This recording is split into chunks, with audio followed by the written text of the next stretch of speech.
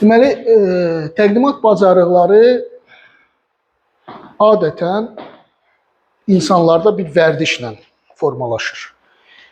Yadınıza salın, xahiş edirəm, qayıdam ilk təqdimatınıza. İlk təqdimatınız hansı formada idi? Məsələn, mənim üzərimdən nümunəyə baxsaq, mən ilk təqdimatımı heç xatırlamadım ki, təqdimatdan dərhal sonra xatırlamadım ki, təqdimatda nə danışdım. Bu təqribən bir 15-20 dəqiqəlik konferansda mənim çıxışım idi.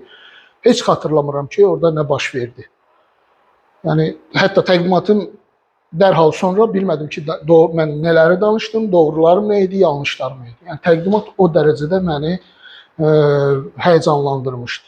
Təbii ki, bu normal bir haldır, həyəcanlanmaq. Buna görə də təqdimatda müəyyən hazırlıq mərhələsi var.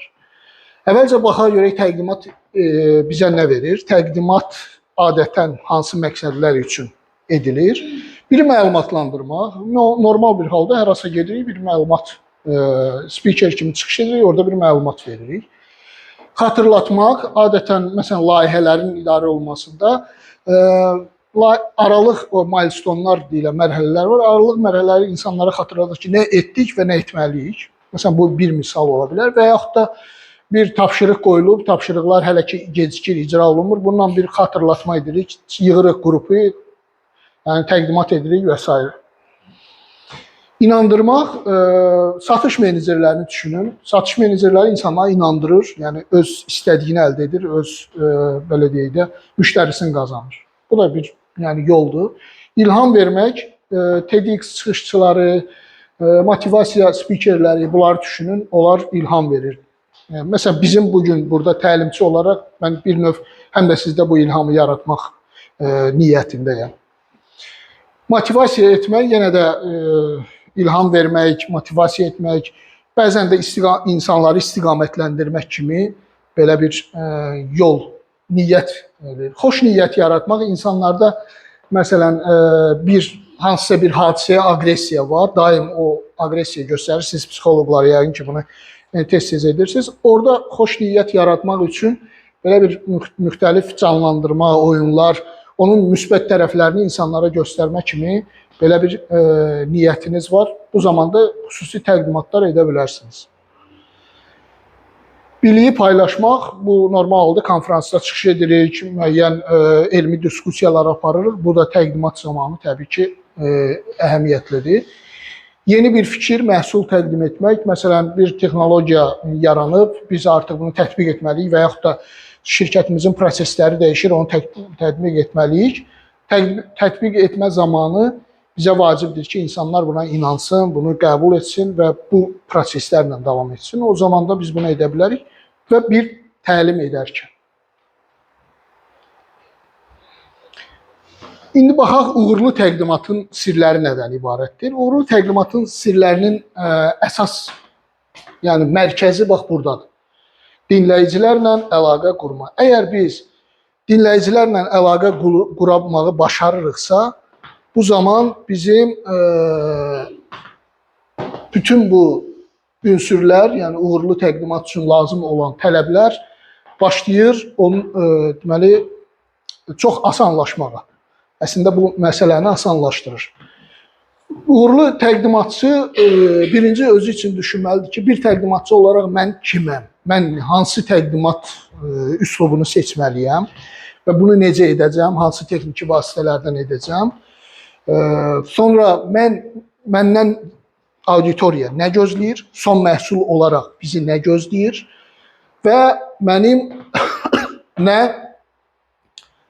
nə alacaqlar, yəni nəticəm nə olacaq? İnsanlara nə verə biləcəm?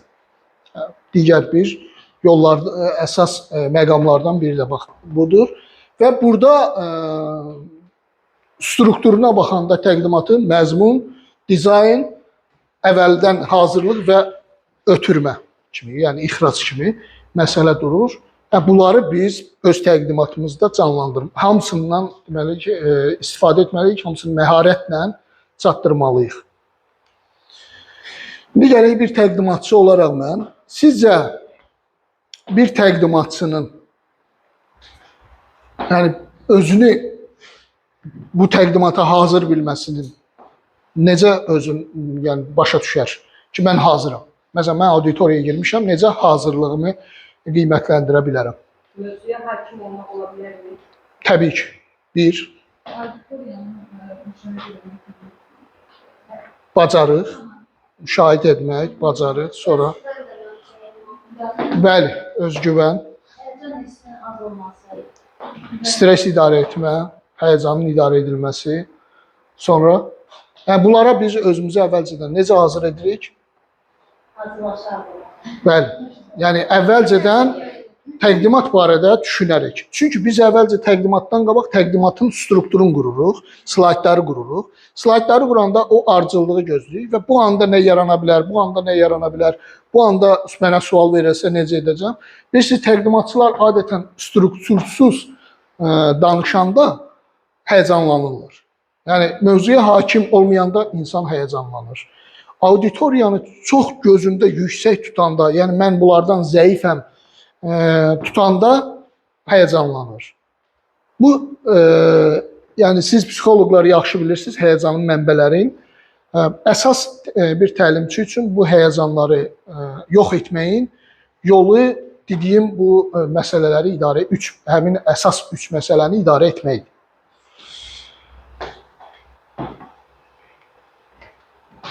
İndi necə başa düşək ki, bizdən nə gözləyirlər? Yəni biz gözləyirik, bəli. Dinləyicilər məndən nə gözləyir? Bu sual nə gözləyir? Necə başa düşək? Burada hamısı suallardır. Biz nə edirik? Auditoriyanla tanış oldu, düzdür? Hər kəs auditoriyanla tanış oldu. Və niyə buradasınız kimi suallar verildi? Mən başa düşdüm ki, bəziləriniz sadəcə yazılmısınız, bəziləriniz məqsəd var, təlimə gedəcəksiniz. Elnur müəllim sizə məqsədinizi xatırlatdı. Yəni, ola bilər ki, bundan qabaq söhbət aparılmamışdı və s. Və bu xatırlatmalar sizdə bir məqsəd formalaşdırdı və mən də başa düşdüm ki, siz niyə buradasınız? Və dinləyicilərin gözləntiləri nə ola bilər? Sonda təbii ki, sizə xatırlatdılar ki, təlimçi olacaqsınız, bir professional təlimçi kimi təşkilatlarda fəaliyyət göstərəcəksiniz. Mən də anladım ki, bəli, siz peşəkar təlimçi olmaq niyyətindəsiniz burada. Və xatırlatdım, indi hal-hazırda nə edirəm? Sizə öz məqsədinizi xatırladıram. Xoş zaman keçirik, bəzən zarafat, bəzən ciddiyyət, bəzən xüsusi mən sizdən öyrənirəm, siz məndən öyrənirsiniz və s. belə mübadilə və bir-birimizə belə deyək, inam və empatik belə deyək, yanaşma edirik. Bilik alırıq mübadilə şəklində, yeni fikir eşidirik və təbii ki, siz və mən özüm də burada nə qədər, yəni sizdən, sizin sahəni çox az bilən bir adam kimi nə qədər şey öyrənirəm. Eyni zamanda nə edirəm? Öz məhsulumu sizə tanıdıram ki, yəni belə bir təlimçi TOT təlimi var, Education Training Service bunu professionalcasına keçə bilir. Bacarığı inkişaf etdirmək özündə və sizdə təbii ki, bu bacarıqları ortam yaratmanın məqsədi də elə o idi. Bir də bayaq dediyim kimi, mən sizdən, siz məndən öyrənmə. Baxın, bu əslində bizim hər birimizin, yəni eyni zamanda həm sizin, həm mənim gözləntilərimdir. Bu gözləntilərdə biz müəyyən təqdimatın ilk mərhələlərində, təlimin ilk mərhələlərində bildirə bilərik. Yəni bildiririk ki, anlaşma kimi də, anlaşma edirik ki, mən sizdən bunu gözləyirəm, nəticə bu olacaq, belə olacaq, elə olacaq. Yəni biz bunları öyrənəcəyik, mən sizdən interaktiv gözləyirəm və s. Bütün gözləntilərinizi bir-birinizlə mübadilə edirsiniz. Və o zaman təqdimatın təkcə gözlər burada deyil, eyni zamanda sizdə olur, fokuslanır iştirakçılar sizə, sizdən nəsə öyrənməyə. Çünki slaydları ola bilər siz paylayacaqsınız sonda, slaydları oxuyacaq və xatırlamaq istəyəcək sizin danışdıqlarınızı.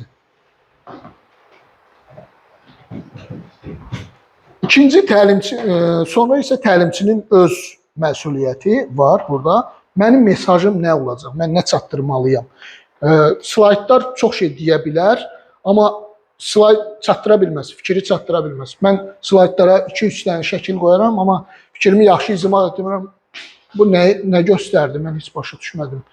Yəni daim sizin fikrinizdə, xəyalınızda belə bir canlanma olacaq ki, görəsən mən nə itirdim, görəsən onu düzmü söylədi, niyə belə danışdı və s. Bu suallar olmasın deyə biz mesajımızı əvvəlcədən çatdırırıq. Yəni ki, mən sizə bunu verəcəm. Əgər insanların gözləntisi qarşılanmırsa, o suallarla çıxır və həmin o anlaşmada dediyim gözləntini sizdən soruşur. Bu çox yaxşıdır ki, siz həm də bunu ilə interaktivliyi təmin edirsiniz ki, insanlar fokuslanır deməli nəticəni sizdən almaq üçün suallar verir. Məqsədimə xidmət edir. Yəni bu olmalıdır. Məqsədimə xidmət edir nədir? Yəni mən nə verməli idim? Bunu hansı şəkildə verəcəm və doğrudan da bu verə biləcəmmi bunu? Onu yoxlayırsınız. Bunu məşqlər zamanı da edə bilərsiniz. Çox təqdimatçılar məsələn güzgü qabağında, sərbəst bir otaqda, tək bir otaqda və yaxud da ürəyində kompüterin arxasında başlayır bunu müzakirə etməyə. Ki sanki rol oynayır. Həm təqdimatçı olur, həm də iştirakçı olur. Öz-özünə suallar yaradır. Qısa və konkretdir. Yəni çox vaxtları uzadıb insanların belə deyə də beynini yormaq niyyəti olmamalıdır. Kiçik bir mövzunu uzun danışmamalısan. Hərəsinin təbii ki öz vaxtı var. Diqqət çəkici olmalıdır. Yəni diqqətlər çəkici olmaq üçün vasitələrdən çox yaxşı istifadə etməlisiniz. Slaydlar xüsusi rənglərlə hazırlamalıdır. İndi rənglər barədə də sizə deyəcəm. Rənglər adətən çox bir-birindən kəskin fərqlənəndə insanlar zəif hissələri itirir. Baxın, burada istifadə olunan rənglər hissə-hissə tündləşir və ya açıqlaşır. Yəni birdən-birə əgər mən bunun arxasınca bunu qoysaydım, siz yəqin ki açıq fonları itirmiş olacaqdınız. Ona görə rənglər dizayna çox üstünlük verilir. Zövqlərdən asılı olaraq bu dəyişir. Ola bilər ki, hamının xoşuna gəlməsin. Bu da normal haldır. Çünki bəzən insanlar sarı, qırmızı, tünd, çəhrayı rəngləri daha çox xoşlayır. Nəinki yaşıl, qara və bulanlıq rəngləri az xoşlayır. Ona görə burada da bir standart yoxdur. Yəni bu zövqlərdən asılı olaraq dəyişə bilər. Adətən insanlar rəngərəng çalarları daha çox sevir. Və lazımi vəziyyətlərdə insanları ruhlandırmaq lazım. Necə? Məsələn, mən Lamiyə xanıma dedim ki, çox gözəl. Belə jestlərlə onu ürəkləndirirəm, onu ruhlandırıram o burada danışanda. Və eyni zamanda sual verəndə. Güclü sual verir, əla sualdır, ona deyirəm, super sualdır, çox sağ olun suala görə. Yəni onu ilhamlandırıram ki, növbəti sual gəlsin. Əgər mən istəyirəm ki, indi sizin sualınıza cavab verim, o anlamayacaq ki, yəni mənim sualım güclü sual idi, yaxşı sual idi, məqamlı sual idi, yoxsa elə sıradan bir sual idi. Amma mən onu ilhamlandıranda yeni sual, yeni daha mükəmməl bir sual gələ bilər. Məzmunu danışaq. Məzmun bu piramidaya əsasən fikir verin. İnsanlar ümumiyyətcə ən çox səhv eləyir. Bax burada. Çatdıra bilmir ki, mən nəyi sizə verməliyim. Ən çox səhv eləyir burada və burada. Bu 10%-də həli, amma 80% burada tutarlı məsələləri danışır. Yəni çünki mövzuya hakimdir. Yaxşı danışıq, nitq qabiliyyəti var, bədən jesti var, başlayır danışmağa, gözəl anlatmağa burada. Amma nə girişi və nə nəticəni vermədiyi halda insanlar buradan mesajı tutmadı. Mesajı anlamır. Və yaxud da bir çox iştirakçılar özü öyrənməyə çalışır, o zaman itirir. Ki mən yəni özüm internetdən oxuyacaqdımsa, bu adam mənə niyə bunu danışır? Nəyi mən bundan öyrənməliyəm və yaxud da bunun hansı istiqamətinə fikir verməliyəm? Bu məni hansı bacarığımı inkişaf etdirdi? Kimi suallar oyanır? Ona görə də ən çox fikir verin təqdimatlar zamanı və təlim zamanı bax bu hissələrə. Çox güclü anladın, anlaşma edin, insanlara məqsədlərini, bu məqsədi çatdırın. Ki, hansı ki təqdimatın mesajında var idi, mesaj vermə hissəsində var idi və nəticələndirin o təyyarənin endirilməsi. Nəticələndirin ki, bu ona faydasını göstərin.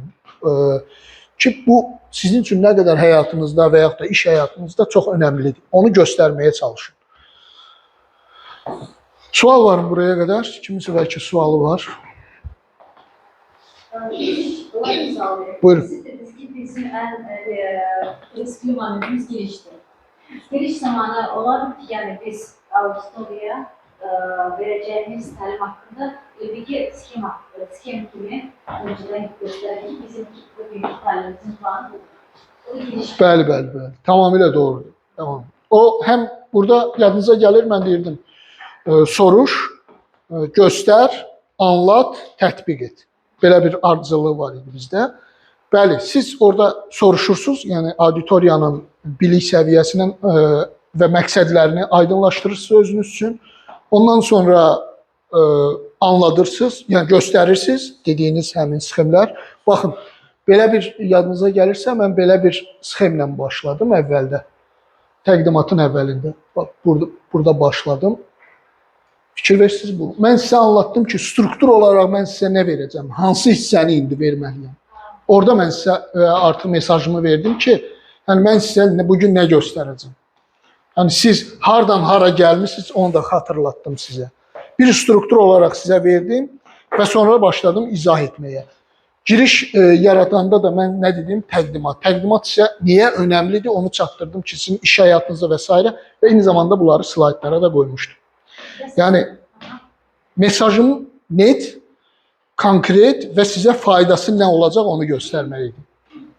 Mesela stilkalar olsa buradan, nəticədə bu olacaq. Böyük proses aparırsınızsa, tutaq ki, getmişsiniz bir tutaq ki, Təhsil Nazirliyinin xətti ilə hardasa bir psixoloji təlim verirsiniz. Bir mövzu barədə təlim verirsiniz. Bu təlim verirsinizsə təbii ki, tamamilə yad bir yəni insandır. Sizin sahənizə yəni başa düşmür, anlamır, çətindir onun üçün bu sahənizin peşənizə o qədər də yiyələnməyib. Ona görə orada bir sxem vermək, orada bir yəni detallı anlaşma aparmaq faydalı olur. Bəli, amma burada əgər mən yadınızda soruşdum, təlimçilər, aranızda təlimçi olan da var idi, çıxış edən də var idi və hətta mən auditoriyanı tanımaq üçün sizinlə sosial şəbəkələrin sizinlə əlaqəli baxdım. Görün kimlər nədir, hansı sahənin daha çox fokuslanır, nə sahəsi üzrə özünü inkişaf etdirir. Lamiyə xanım çıxışlarına qulaq asdım, məsələn qoyub qulaq asdım onun maraqlarına, onun düşüncələrinə ki, çatdırdığım fikirlərdə daha diqqətli, daha belə deyək, faydalı olan məsələləri mən stolun üstünə qoya bilim. Yəni auditoriyanı tanımaq təkcə birinci gün salam aleyküm, adınız, familiyanız bu deyil. Auditoriyanı tanımaq onlarla diskussiya etməkdir. Yəni ona görə bayaq mən dedim ki, çox yaxşı yönləndirməkdir. Yönləndirmə insanları tanımağa yəni sualları yönləndirmə insanları tanımağa kömək edir. Əslində söhbət burada interaktivlikdən gedir. Siz sanki iki taktika seçirsiniz. İki üsul icra edirsiniz burada. Həm iki məqsədi daşıyır. Həm interaktivlik yaradırsınız, həm də insanları tanıyırsınız. Yəni iştirakçıları daha yaxşı dərindən tanıyırsınız. Başqa sual?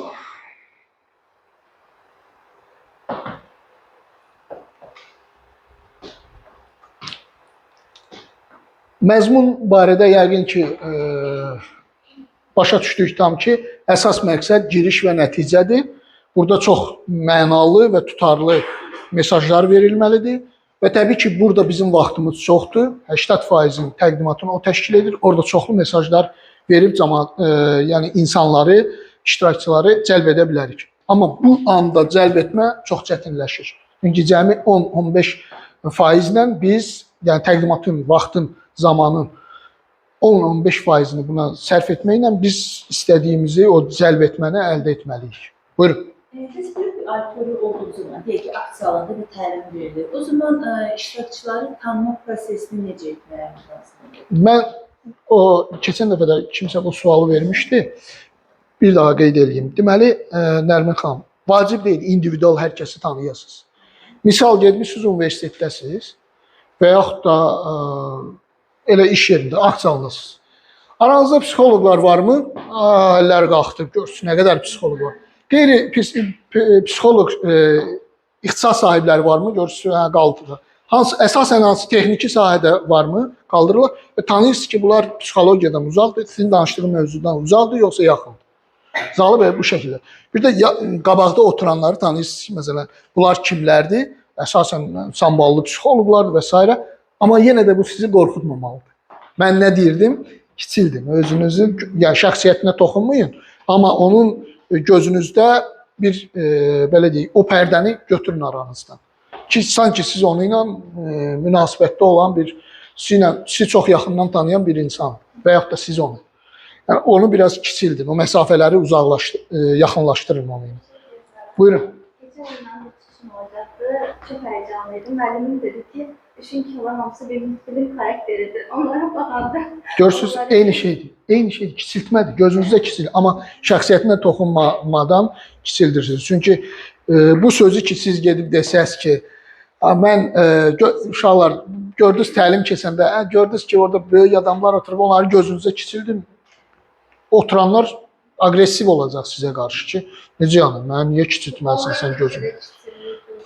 Hə, yəni ki, eyni şey də o deyir. Amma siz onun şəxsiyyətini kiçiltmirsiniz. O sözü mesajı verməklə deyirsiniz, şəxsiyyətə toxunmayın, amma onu gözünüzdə kiçildin, yəni oradakı məsafələri azaldın. Bunu deyin. Bu mesajı verin. Buyurun. Bir də məsələn belə də baxmaq olarmı ki, o öyrənmək istəyir məndən. Məsələn, Rahilə məndən nəyisə öyrənmək istəyən bir şəxsdir kimi baxsam daha yaxşı olarmı məsələn belə? Sizcə bir psixologiya üzrə professor sizdən nə öyrənmək istəsin? Olur bizdə var. Bu ancaq onun nəzər nöqtələri ancaq sizin səhvlərinizdədir. Amma onu belə qəbul etməyin. Onu belə qəbul etməyin. Çünki bütün professorlar sanki sizdən belə deyək də səhvlərinizi tutmaq niyyətində deyil. Bəzən sizə ilham vermək üçün müəyyən sözlər işlədirlər. Çox doğru dedin, çox olur belə. Yəni ona görə gözünüzdə onu adəti belə çox aqressiv biri kimi böyütməyin.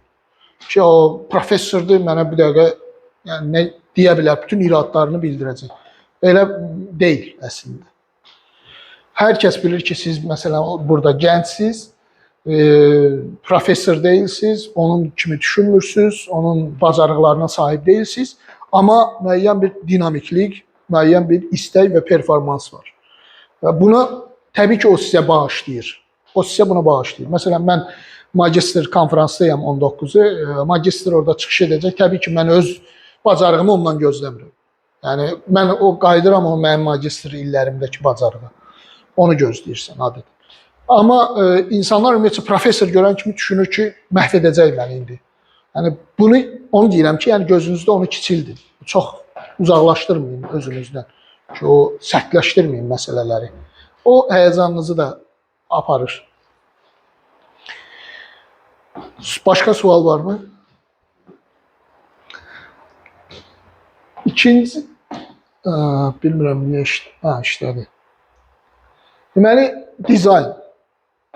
Dizayn deyəndə ümumiyyətcə təkcə təqdimatın strukturunu dizayn deyil, sizin bir proqramınız, mən bunları, nələri verəcəm kimi. Baxın, sadə və asan anlaşılan.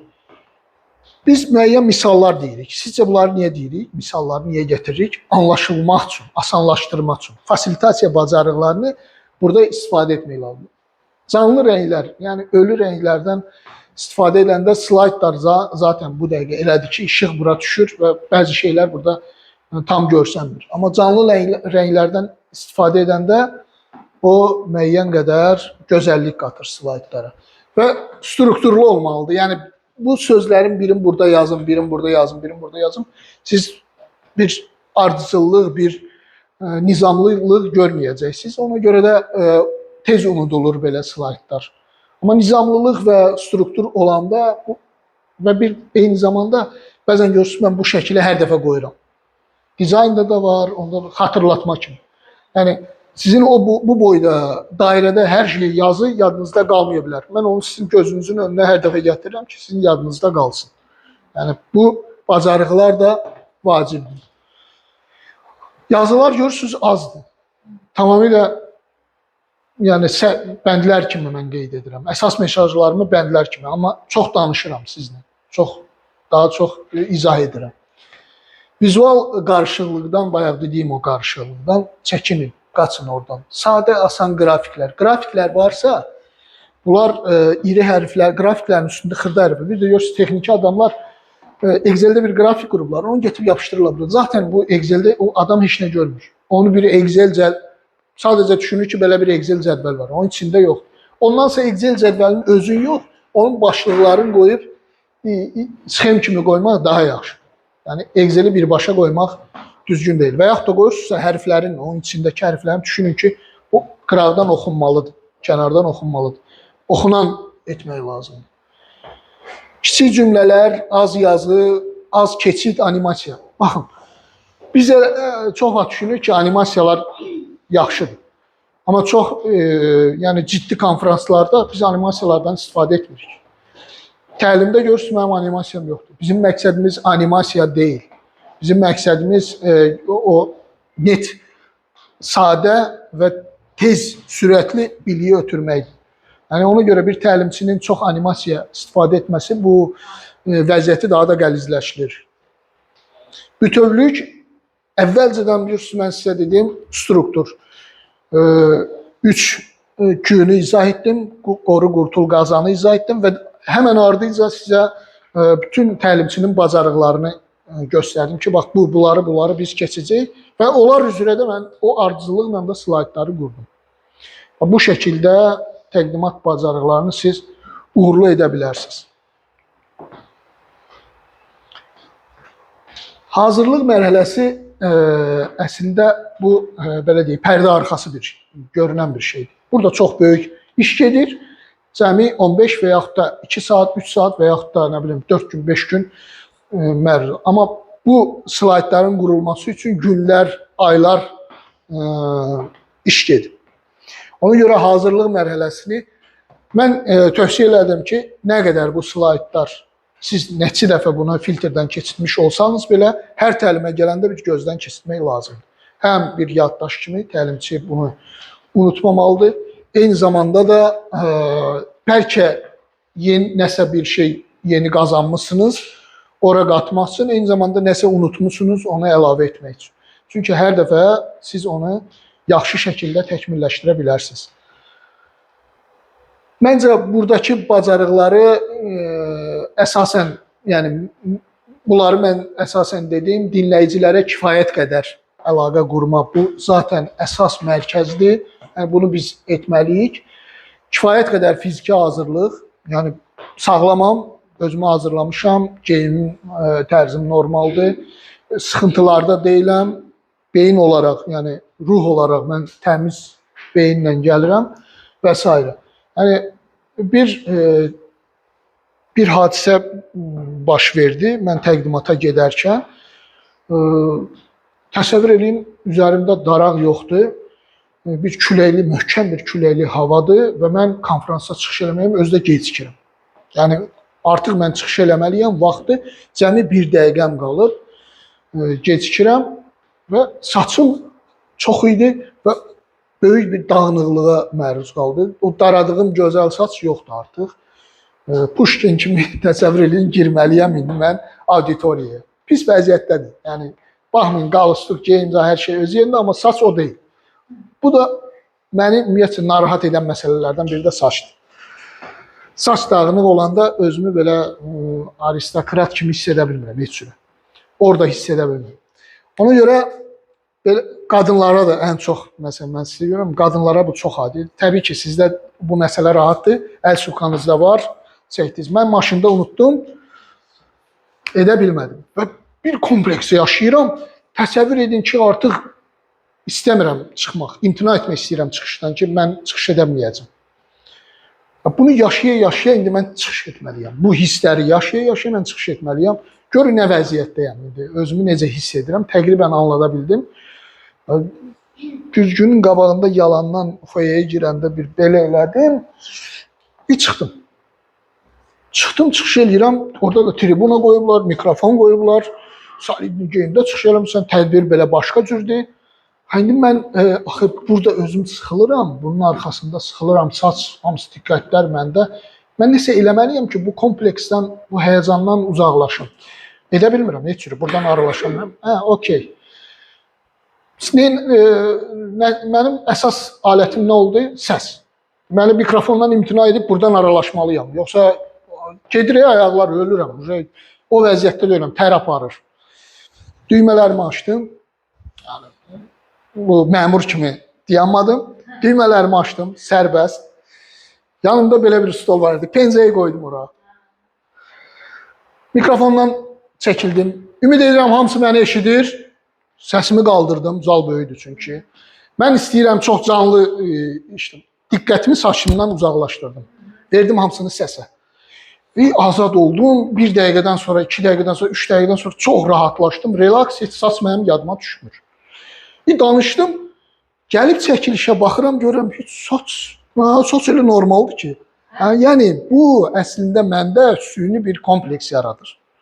Siz öz məqsədinizi, baxın, məqsədinizi unudursunuz, fokuslanırsınız kənar, belə deyək də, kənar ünsürlərə. Benim abladırdım da. Allah öz beynimi özüm alladıram da. Özümü öz həkimim oluram əslində. Psixoloji həkimim oluram.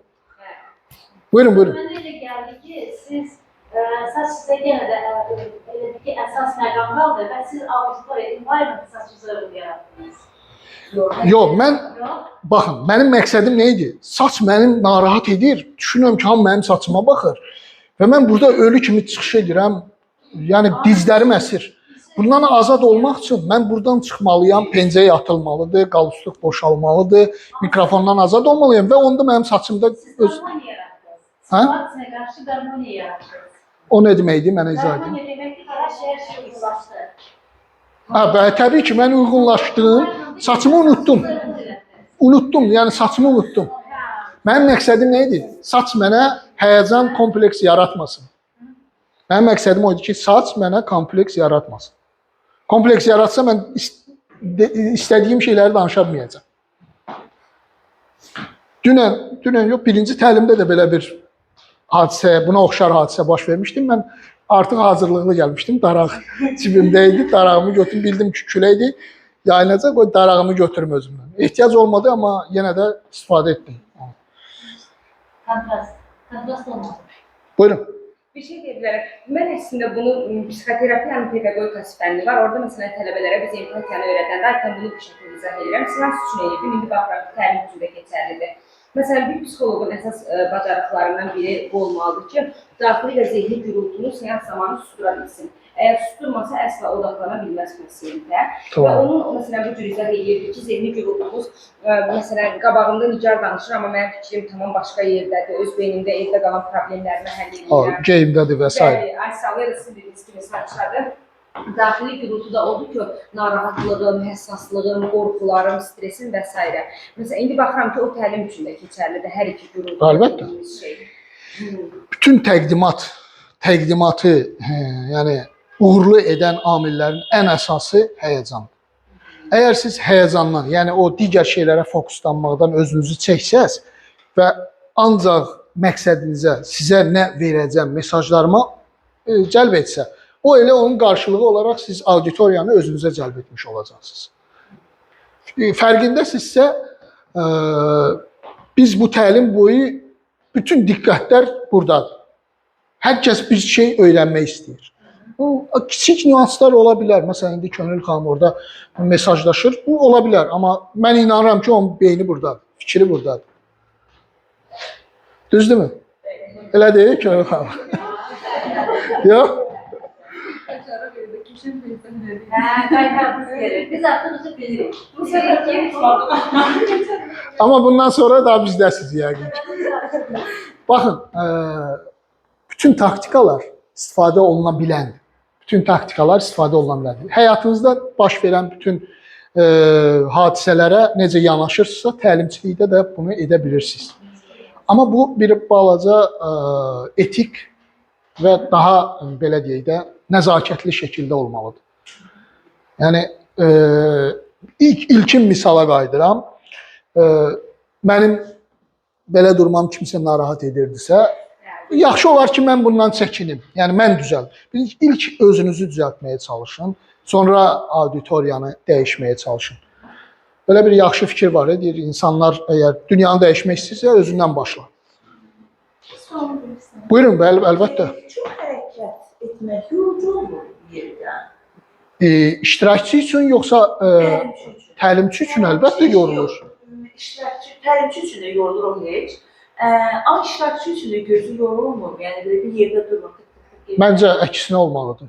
Məncə də. Çünki məsələn konfranslarda biz nə sıxırıq, niyə qulaq asmırıq? Monotonluq yaranır. Yox, təbii ki, orada durmaq demirəm. Amma belə bu şəkildə də olmaq. Baxın, xanım da yaxşı bir şey dedi. Dedi ki, tık-tık səs eləyir, ayaqqabılarınız məni narahat edir. Elə şey var ki, mən onu düzəldə bilirəm, elə şey var düzəldə bilirəm. Əslində normal, məsələn, konfrans otaqları, normal təlim otaqları kavrolitlə və yaxud da xalça ilə döşənmiş olur. Bunlar elə belə deyil əslində. Niyə insanlar bunu pol eləmir? Yəni sərt vasitələrdən istifadə etmir. Məhz elə bunlar üçün ki, insanlar dinamik hərəkət eləyə bilsin. Amma bu baş verirsə müəyyən qədər azalda bilərsiniz. Yəni sizə irad bildirirlər, azalda bilərsiniz. Fikir verdinizsə mən çevrəmi çox belə böyük götürmürəm də, oradan götürmürəm. Əslində mən çox dinamik olmalıyam, getməliyəm orada, burada qayıtmalıyam.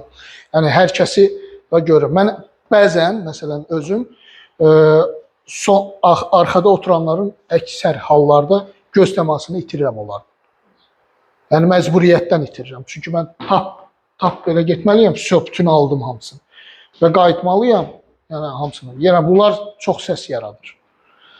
Amma bu normal xalça olmuş olsa, environment, yəni ətraf çox önəmlidir.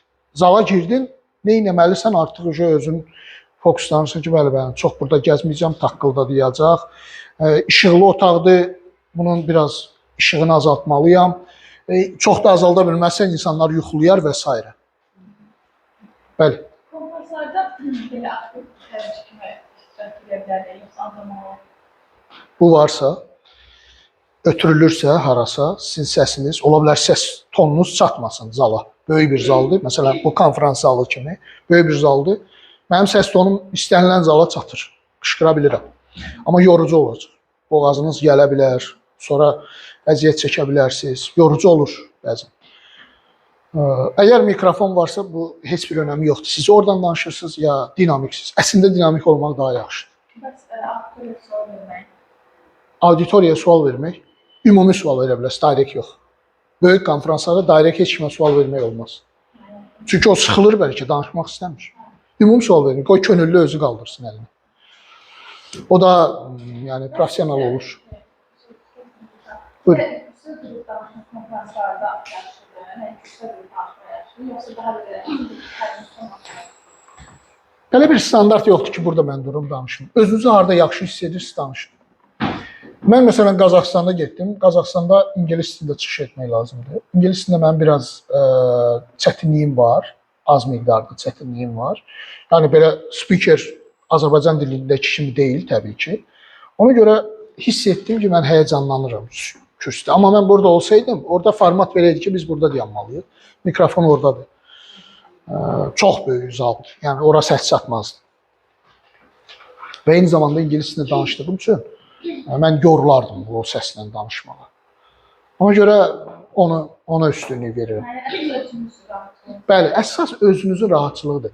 Yəni bir iştirakçı üçün niyə sizin burada durmağınız və yaxud da burada dinamik olaraq danışmaq, əksində onun üçün çox rahat olur ki, siz dinamik olursunuz. Burada monoton, o da yuxulayır. Onlar da yuxulayır. Monoton gedir və yuxulayır.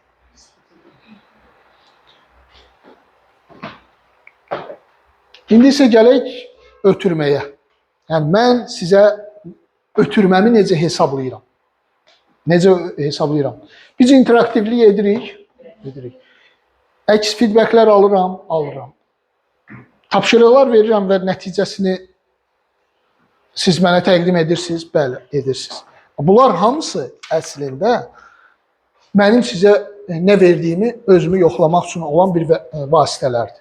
Yəni mən o zaman yoxlayıram ki, sizə nə verdim. İndi deyək burada dinləyicinin təqdimatdakı yadda qalanları. Mən onu necə yoxlayıram? Sual verdikcə və siz təqdimat etdikcə deyirəm ki, yadınızdadır. Yadınızda, bu. Və növbəti təqdimatçı o hissəni artıq istifadə edir. Mən başa düşürəm ki, ötürdüm. İlk sözlər, son sözlər. Təyyarə məsələsi. Hə, siz danışırsınız? Yox. Yəni söhbət məndən gedir də hələ ki. İlk sözlər. Mənim ilk sözlərim yadınızdadır, soruşuram, xatırladıram. 3K yadınızdadır, 3Q yadınızdadır deyirəm ilk sözlər. Çünki yəni dəyərlərlə biz davam etməliyik. Ha, bilirəm ki, bəli, ötürmüşəm. Bu hissə rahatam. Burada problem yoxdur.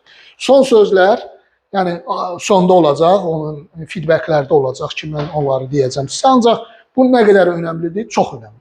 Son sözlər. Çünki siz təyyarəni endirməyi bacarmalısınız, onun faydasını göstərməlisiniz. Onu mən necə ölçürəm?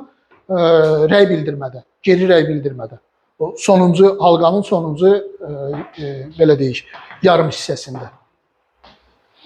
Təkrarlananlar, bəzən görürsünüz təkrarlayıram 3K. Təkrarlayıram onu ki, yəni təkrarlayıram onu ki, siz görək nə qədər bunu yadda saxlaya bilirsiniz. Digərlərindən fərqlənənlər. Məsələn, mənim təqdimatımda fərqli məqamlar var da. Onları həmişə xüsusi qeyd edirəm ki, bu belədir, bu belədir. Məsələn, təqdimatçı deyəndə təqdimatçı deyirəm ki, bir psixoloqsunuz və sizin də təqdimat konfransdasınız, iştirak edin. Mən konfranslara gətirirəm ki, siz özünüzü bir təqdimatçı kimi hiss etdirin. Yəni o məsuliyyəti anlada bilim sizə. Və hisslərinizi ifadə edin. Etik davranışları gözləməklə hərdən bir zarafat edirik. Bir-birimizlə xoş münasibətdə oluruq ki, mən sizi anlaya bilim. Nə qədər ötürmüşəmi, onu anlaya bilim. Əks halda mən tək göz təması ilə onu tuta bilməyəcəm. Yəni tək göz təması ilə bir də görürsünüz, insanlar rast gələcəksiniz. Adətən bu gənc mütəxəssislərdə olur. Diqqətlə sizə qulaq asır. Qaldırırsınız ki, bir dənə fikrimlə bağlı direkt ona görə olmaz. Ona görə olmaz. Adətən gənclərdə və yuxarı təbəqələr insanlarda ola bilsin ki, insanların fikri sizdə deyil. Direkt münasibət bildirərsiniz, o durub utanar və sizə qarşı bir aqressiya yaranır. Bütün təlim boyu o aqressiyanı da sizə ötürür və siz də mənfi bir fon alırsınız ondan və alınmır, sizdə heç cür alınmır ondan münasibət. Ki, siz bu əlaqəni hamısı ilə qurmaq məcburiyyətindəsiz əslində təlimdə. Amma böyük zalda bu demək deyil ki, hər kəsin odağı fikri sizdə olmalıdır. Yəni buna çalışmayın. Ona eləsəz digərlərini itirərsiniz.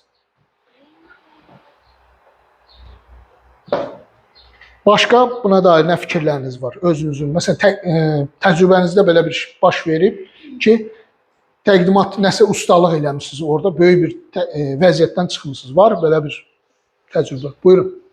Hər kəsi dinləmək istəyərəm. Çok marka bir şey olmuştu. Biraz möhkəm. Möhkəm. Çok marka bir təlim olmuştu. Xəzər rayonunda ilk defa onu mən təlimə getmişdim. Məktəb müəllimləriydi və o qədər çətin bir qrup idi ki, yəni tam məni adımla necə tanıyırdı. Həm Xəzərdə, həm institutda. Gələndə ki, məni qarşılayırdılar. Çox çətin bir qrup idi və onları heç rəylə bilmirdim. Sadəcə çox 35 nəfər idi, bəlkə daha çox idi, heç bilmirdim. Həddindən artıq çox problem yaratdırdılar. Hətta dərs notasında qaçırdılar belə. Kiməsə sual verirəm. Müəllimlər, yaxşı müəllimlər. Sual verirəm, məsələn, onda birbaşa suallar verirəm əslində. Verirəm, görürəm ki, nə qulaq asmırlar, nə də icazə verirlər. Çünki mən orada məcbur idim nəsə bir şey işə salmağa və orada dedilər ki, xəbərdarlıq edək ki, məsələn, Nazirliyə şikayət edək və s. Gördüm ki, bu işə yarayacaq məsələ sayılır. Ona görə çox maraqlı bir diqqətlə bağlı bir oyun buldum. Mövzumuz diqqət. Gözəl. Çox maraqlı bir oyun buldum və demək olar ki, hamı o an oradaydı. Və çıxanda, yəni ilk başladığımız gün çox əziyyət vermişlər, amma çıxanda axırıncı gün o qədər yaxşı sağlayacaq ki, bir şey olanda məsələn, özləri avtomatik şəkildə kömək edirlər. Bəlkə bir oyun quraqdılar, sakitləşək, özləri evdə nəyəsə hazırlaşıb gəlirlər ki, bəlkə belə bir şey deyil ki, qrupu yığardır. Yəni çox maraqlı olmuş mənim üçün. Əla, gözəl təcrübədir. Buyurun. Mən də ilk dəfə həyatımda birinci dəfə təlim verdim. Mən ikinci kursda falan oxuyardım. Yəqin ki, yaşım da çox az idi. 18-19 yaşım olardı. 2016-2017-ci illərdən söhbət gedir.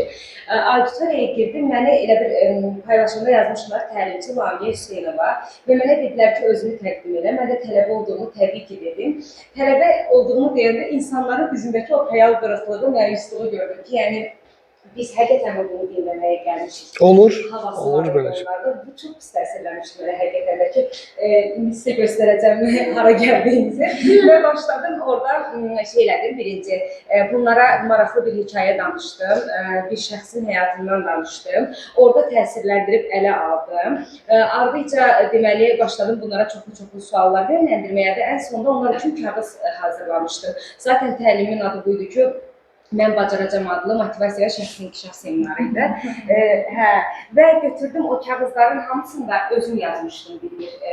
Onlar qarma-qarışıq o kağızlardan götürüb o sözləri oxudular və çox təsirləndilər. Hətta sonunda çoxu bunu özü etiraf elədi ki, ilk başda heç nə gözləmirdik də. Bizə görə şey idi ki, yəni indi oturub bir uşağa mı qulaq asacağıq biz burada? Olur, bəli, elədir. Yəni fikirlərin dəyişmək mənə çox yaxşı təsirləmişdi. Bir də həmin gün elə bil mən danışdığım lövhə qırılıb yerə düşmüşdü, mən danışdığım yerdə. Mən qəti özümü itirmədim, heç oralıq olmadım da. Belə gülüb əyləncəsinə saldım, hətta iştirakçılara dedim, amma mən də səhv eləmişdim. Dedim ki, zəhmət olsa bunu buradan çıxardım, bilməyim gəlib, odaklana bilmirəm. Onda da götürüb çıxartmışdılar, orada da vəziyyət idarə eləmişdim. Ola bilər, şəraitdən asılı olaraq deyirsən ki, mən danışıram, xahiş edirəm kömək eləyin. Ola bilər. O da yəni bir təlimçi üçün o problem deyil. Görürsüz, mən bəzən özüm çay gətirmirəm, mənə Nərmin xanım və yaxud da digərlərini. Yəni, bu normal bir şeydir. Burada bir empatik, belə nəzakət var əslində. Hörmət var, qarşılıqlı hörmət var. Buyurun. Mən də Samux rayonunda təlimə getmişdim, müəllimlərə təlim keçməyə. Onlar da məndən biraz da dəqiq bilmədiyim bir mövzuda şey istəmişlər, dərs istəmişlər, proqramdan kənar bir şey istəmişlər. Mən ona hazırlaşmamışdım. Amma o haqda bir filmə baxmışdım. Hamısı da yaşlı nəsil, yəni cavan neticəsi yoxdur. Yəni bunlara emosional bir təsir eləməli olduğunu düşündüm ki, emosional bir şey eləməliyim ki, bunlar odaqlarını məndən çevirin başqa bir yerə, mövzuya çevirin. Disleksiya ilə bağlı idi mövzu. Mən də disleksiya ilə bağlı bir film dedim, bugün ancaq filmə baxacağıq. Sabahsı bu filmin analizi əsasında mən istədiyiniz mövzunu sizə danışacağım. Sadəcə olaraq istəyirəm öncə görüb düşünərsiniz, empatiya qurasınız həm uşaqların, sonra mən sizə bunu danışım. Ona görə təlimin bir gününü biz ancaq o filmə baxmışdıq, başdan ayağa, Yerdəki Yıldızlar. Sizə biz baxarsınız, təşəkkür ederim. Ona baxmışdıq, yəni mənlər ağlamışdılar. O hissləri yaratmaq, məqsədiniz o hissləri yaratmaq idi ki, sizə bir empatik yanaşma olsun. Bəli, yəni bu həm mənim üçün faydalı oldu, çünki mən o dəqiqə ona hazırlaşmamışdım. Mən orada onu danışsaydım, mən savadsız kimi dəyərləndirə bilərdim. Amma mənim sadəcə olaraq onu sistemləşdirməyə ehtiyacım var idi. Çox dağınıq idi benim beynimdə bilgilər. Eyni zamanda filmə baxdınız və Bəli. yaxşı təcrübədir əslində, taktikadır. Əslində təcrübə yox, bu böyük bir taktikadır. Yəni görün xanım nə qədər ustalıq nümayiş etdirib ki, onu yönləndirib filmə, insanların diqqətini yönləndirib filmə, yenidən oradan qaytarıb özünə. Bəli. Yəni bir təlimçinin istifadə etdiyi və peşəkar təlimçinin istifadə etdiyi taktikalardan biridir. Məsələn, mən kitablarla sizə müraciət edirəm. Filan kitabı oxumusunuz. Mən o kitabdan danışsam, sizin üçün maraqlı olmayacaq. Amma mən yönləndirirəm sizi ora. Siz ola bilər ki, onunla, bilmirəm axı siz tanışsınız, bəlkə detallı olaraq bədən dilindən çox yaxşı tanışsınız. Alan Prezlə və yaxud da Barbara Pizi başdan ayağa oxumusunuz. Mən bilmirəm, siz oxumusunuz, oxumamışsınız. Amma mən onu tam oxumamışam. İndi təsəvvür edin, mən sizə ondan danışım. Feedback gəlir ki, müəllim orasında belə bir şey var. Siz bu qeyri-professionaldır. Ona görə adətən, ümumiyyətcə, bir təlimçi öz peşəkarlığını ilk ünsürü elə məsuliyyət. Slaytları quranda məsuliyyət, danışanda məsuliyyət, davranış məsuliyyət, insanları tanıma məsuliyyət və s. Vaxtında gəlib getmək məsuliyyət, zaman idarə etməsi məsuliyyət. Bu çox vacib.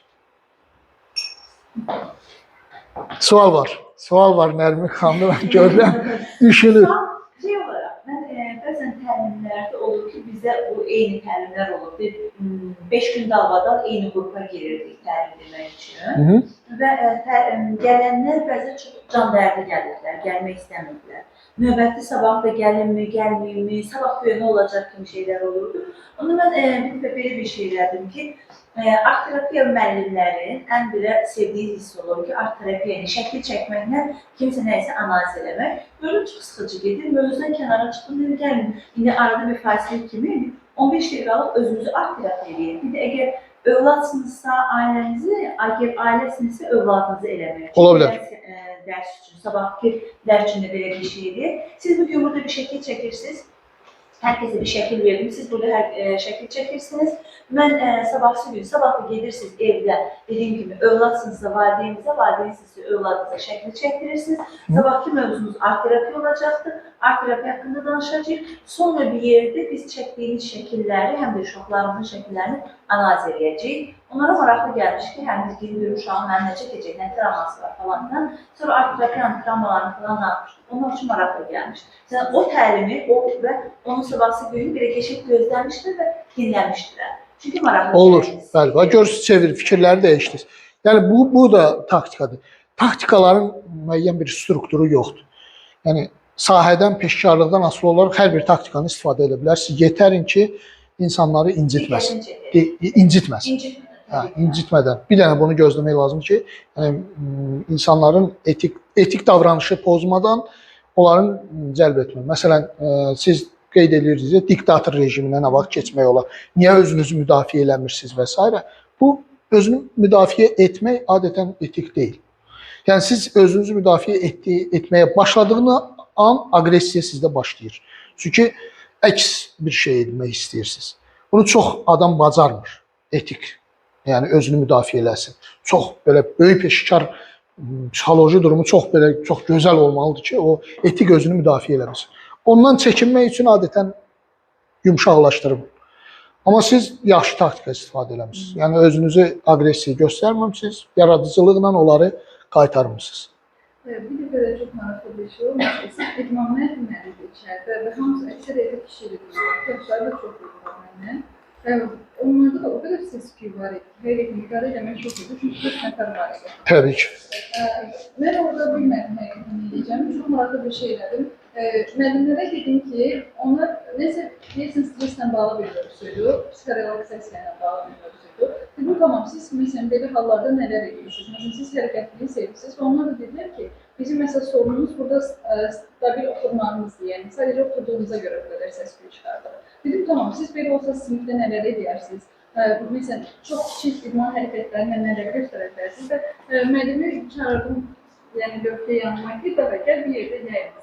Və o da bizə çox maraqlı hərəkətləri göstərdi. Həm sinif həmin an hamı oradaydı, həm də ki, başladı play oyunlar oynamağa. Ki, məsələn, müəllimə dedim, tamam, siz çətin uşaqları necə idarə edirsiniz? Belə, məsələn, bir yerdə oturmaqdan çətin çəkən uşaqlara nələr edirsiniz? Diqqətli davranan uşaqları necə edirsiniz? Sıra ilə bunu oynadık və hamı həmin an oradaydı.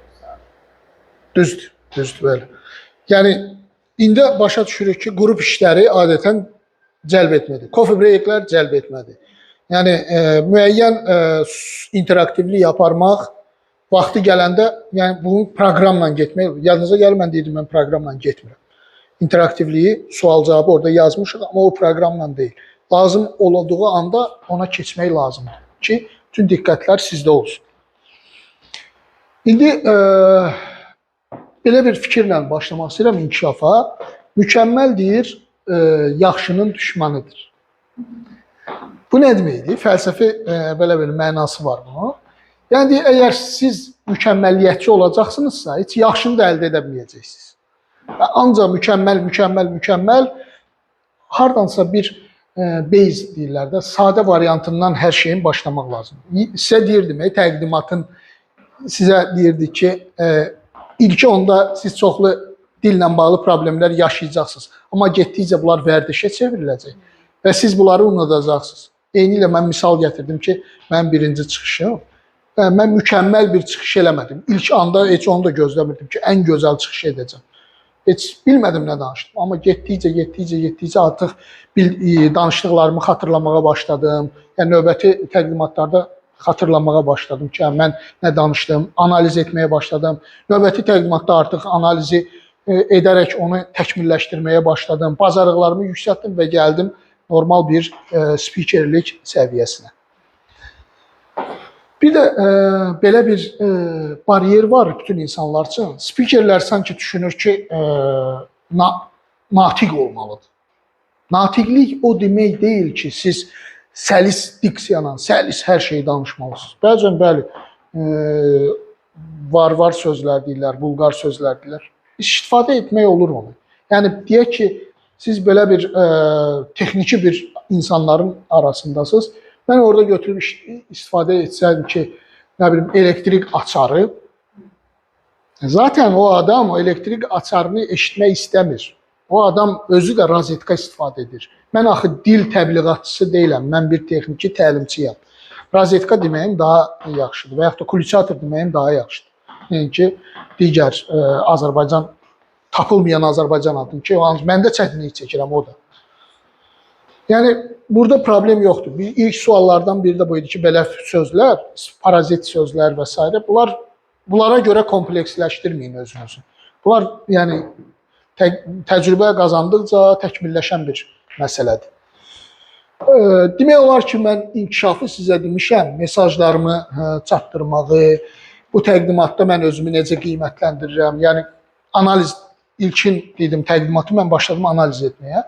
Yəni, inkişaf o deməkdir ki, mən bu təlimdən sonra əlavə hansı biliklər aldım və yaxud da lesson learn elədim. Yəni, daha yeni dərslər aldım ki, buradan bunu da edərəm, bunu çıxardım. Yenə qayıdır qara, qoru, qurtul, qazana. Bax, inkişaf qoru, qurtul, qazanla bağlıdır. Yəni, o neyləri mən həyatımdan və yaxud da təqdimatımdan çıxartmalıyam, neyləri saxlamalıyam, yeni nələr gətirməliyəm. Bu şəkildə inkişaf vacibdir. Hər təqdimat əslində, hər təqdimatın sonunda siz həm də öyrənirsiniz. Bir dərs alırsınız.